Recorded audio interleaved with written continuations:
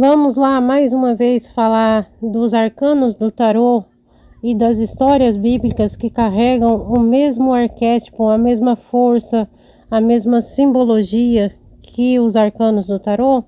Hoje a gente continua falando da torre e hoje eu vou falar da torre e a semelhança, né, a simbologia comparada com a história da Torre de Babel da Bíblia.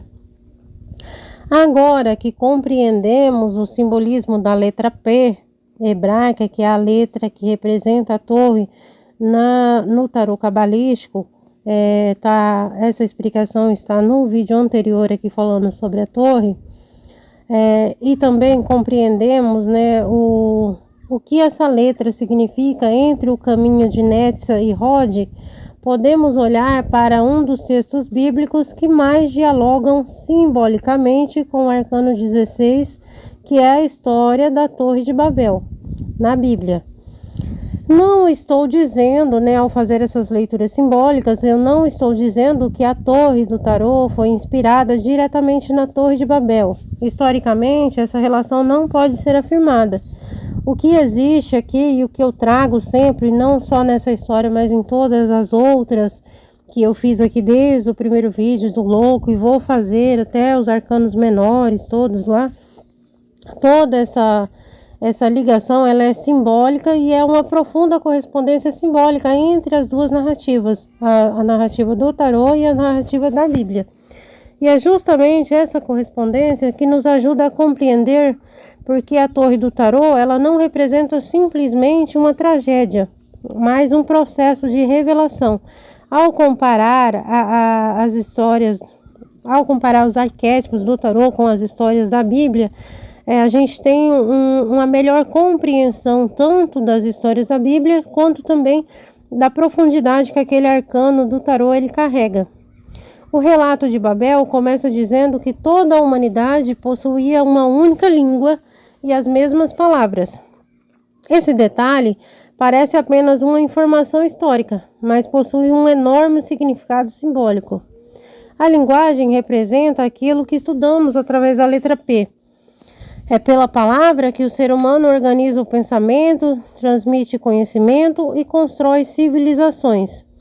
Em seguida, o texto diz: façamos para nós uma cidade e uma torre, cujo topo alcance os céus, para que façamos um nome para nós.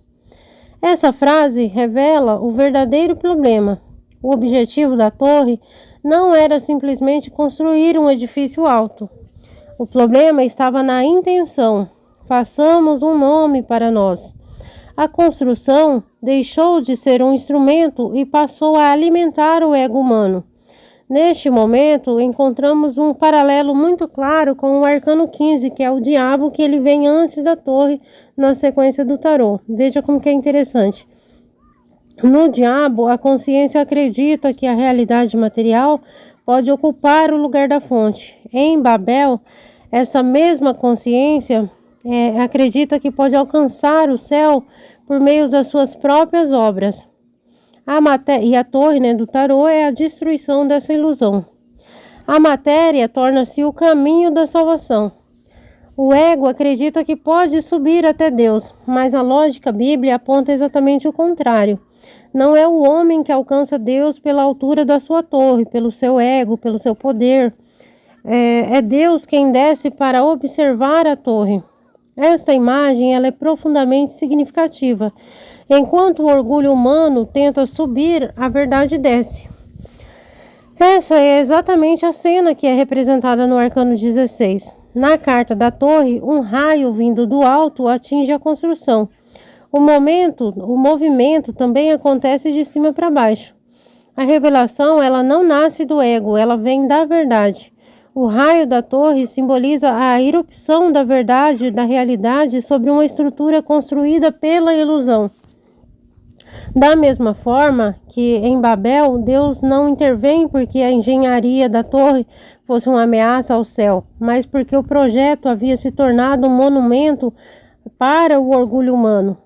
Por isso, a linguagem é confundida. Aqui voltamos novamente à letra P. Se você voltar no no vídeo que eu fiz sobre a letra P, você vai ter um entendimento muito mais profundo sobre essa semelhança e essa analogia que eu estou fazendo aqui da torre do tarô com a torre de Babel bíblica. Se a letra P representa a boca, a palavra e a comunicação, Babel mostra exatamente o momento em que a linguagem perde a sua capacidade de unir. A boca que antes construía, agora ela passa a dividir. O intelecto deixa de servir a verdade e passa a servir o ego. Quando isso acontece, a própria estrutura entra em colapso. É interessante perceber que tanto na história de Babel quanto na torre do tarô, quem realmente cai não é apenas uma construção física. O que desmorona é uma forma de consciência. Cai a ilusão de que o ser humano pode controlar tudo.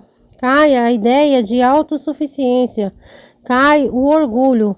Cai a falsa segurança construída apenas sobre a matéria. E por isso também eu fiz aquele outro vídeo, né, falando também da semelhança da torre do tarô com a queda do templo lá no ano 70 depois de Cristo, onde o templo foi destruído para que uma verdade maior fosse revelada, que o templo é o nosso próprio corpo, né? O verdadeiro templo. Por isso, a torre não deve ser vista como uma carta de castigo. Ela representa uma libertação. Tudo aquilo que foi construído sobre bases falsas precisa ruir para que uma verdade mais profunda possa aparecer. Depois da queda do tarô, existe espaço para um novo recomeço. Aliás, depois da queda da torre, existe espaço para um novo recomeço. É exatamente por isso que o arcano seguinte, né, na sequência do tarô, é a estrela. Quando a torre do ego desmorona, a consciência deixa de procurar Deus nas grandes construções exteriores e passa a reconhecer que a verdadeira fonte sempre esteve além delas.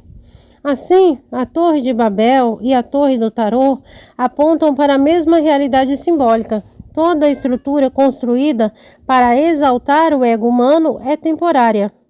Mais cedo ou mais tarde, a verdade rompe aquilo que é ilusório para que o ser humano descubra um fundamento que não pode ser abalado. Se você gostou desse nosso estudo, já se inscreve aqui, né, no perfil e curta esse vídeo para no próximo estudo aqui a gente falar dessa ligação da Torre de Babel, da Torre do Tarô e a história de Pentecostes, que simboliza uma cura dessa língua que foi ferida lá na Torre de Babel.